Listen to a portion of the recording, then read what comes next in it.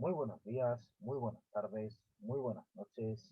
Sed bienvenidos a una nueva reseña literaria en vuestro canal de cine puro vicio, cine y literatura. Soy Guillermo Mar y hoy os voy a reseñar a uno de los autores más en boga, más en forma de la literatura en español y a un autor que es un caso extraño, aunque solo sea porque está recibiendo muchos elogios por sus trabajos y en este caso son merecidos. Parece que aciertan los críticos y acierta el público con su obra, pero bueno, aún así, si no lo conocíais, voy a tratar de haceros una introducción a su obra y una invitación a leer las obras que yo prefiero de entre toda su producción.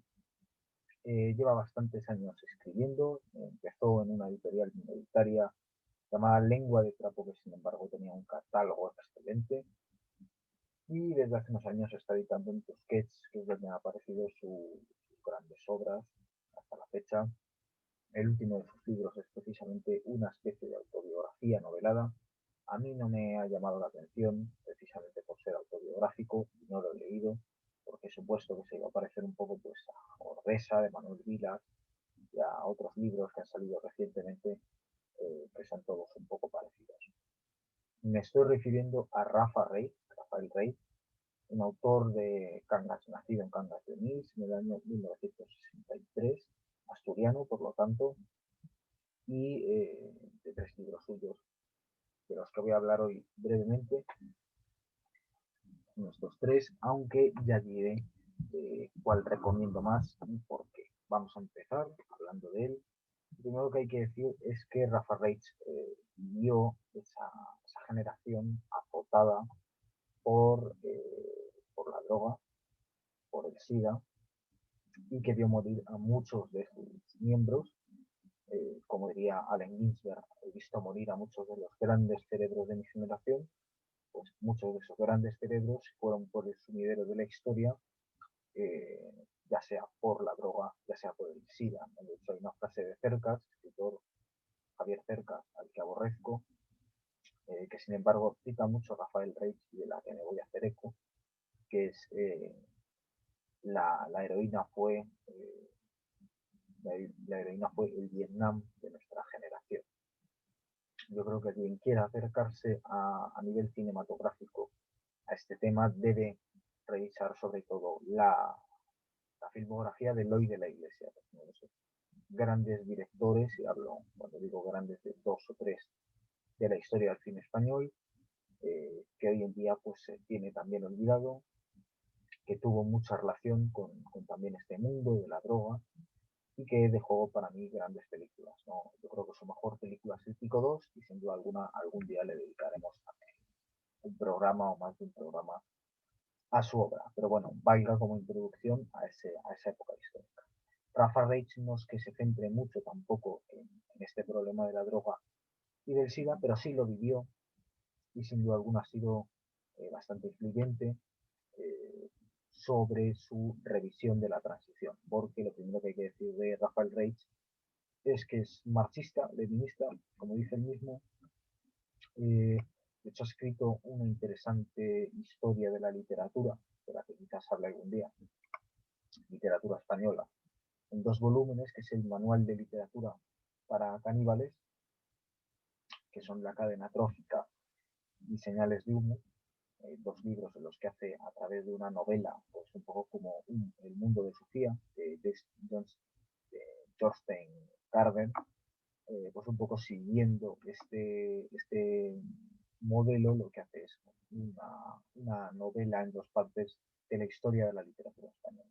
Y lo hace pues partiendo de unos presupuestos marxistas que lo que dan es una visión completamente opuesta al canon y completamente subversiva de la literatura española.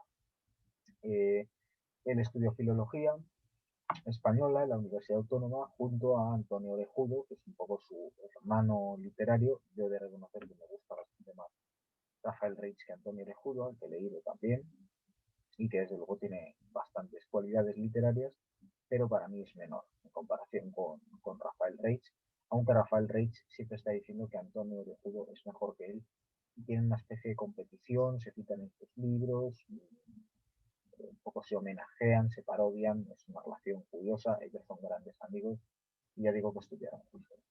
Rafael Reich, por lo tanto, conoce al dedillo la literatura española, la historia de la literatura española, conoce también muy bien la literatura de otros países. Sus libros siempre tienen citas en inglés, en francés, en alemán. Debe ser un hombre políglota. Él es librero, o sea, el oficio que tiene ahora mismo es librero. Creo que es en Cercedilla, donde también no sé si tiene una tertulia literaria.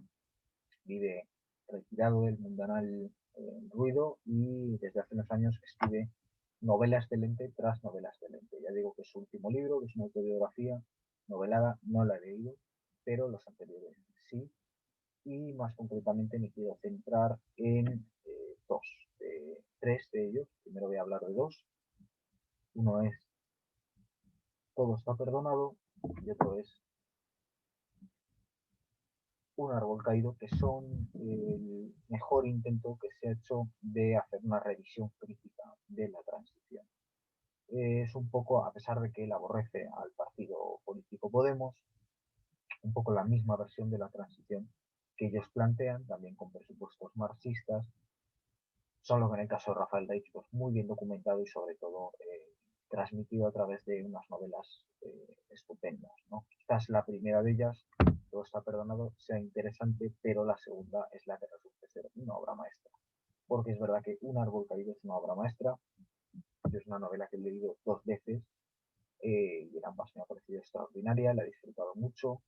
Está estructurada con una partida de ajedrez, porque al parecer a Rafael Reich le encanta el ajedrez, y trata sobre un grupo de amigos que fueron de extrema izquierda durante la transición, pero que poco a poco pues se van aburguesando, traicionando sus ideales y que finalmente pues descubren que ni siquiera en sus tiempos más políticos realmente cumplían un papel subversivo, sino que incluso en aquella época estaban siendo unos peleles al servicio del sistema, ¿no? Y entonces es un retrato moral a través del protagonista, que no recuerdo cómo se llama, Luis Lamana, que es un poco el más lúcido, es el más feo, más gordito, un poco el más fracasado, el que se va quedando atrás.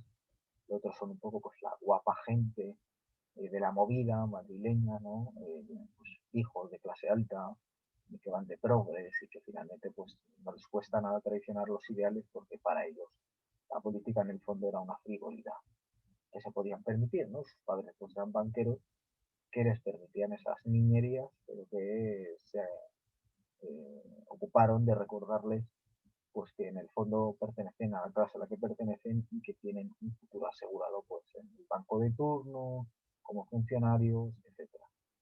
Rafael Reich está muy influenciado por Juan García Hortelano. Eh, Él adora un libro de Juan García Hortelano que es El gran momento de Mary Tribune, que sin duda alguna es uno de los grandes libros de literatura en español de la segunda mitad del siglo XX, creo que es del 75, que también pues habla de un grupo de amigos, que son funcionarios, que se pasan todo el día pimplando, bebiendo. Es una novela construida sobre diálogos, brillante, un poco del mismo género pues del de Camerón, del cortesano de Castiglione, el de Camerón de Boccaccio, y que pues está construida sobre diálogos también y en torno a esa figura femenina de Mary Tribune. Ya digo que esta novela le encanta a Reich y la ha influenciado mucho, como se nota. Tiene también otra novela que me gustó bastante, no está a este nivel, que es Para morir iguales, que es una especie de novela dickенsiana, picaresca, sobre un personaje también en la transición, que bueno, se lee bien, está bien escrita, pero que me parece que es menor. Ya digo que esta última suya no leí. Pero yo lo que quiero recomendar hoy, de la que va esta reseña, es Lo que no está escrito. Lo que no está escrito es una novela estructuralmente brillante. Tenemos por un lado a un padre con su hijo, padre divorciado con su hijo, que se lo lleva a la montaña de excursión, y por otro a la madre del niño, que se queda leyendo el manuscrito que el padre están divorciados, ya digo, ha escrito una novela. Entonces, por un lado, vamos leyendo con la madre lo que ella está leyendo y por otro, viendo cómo es esa excursión padre-hijo.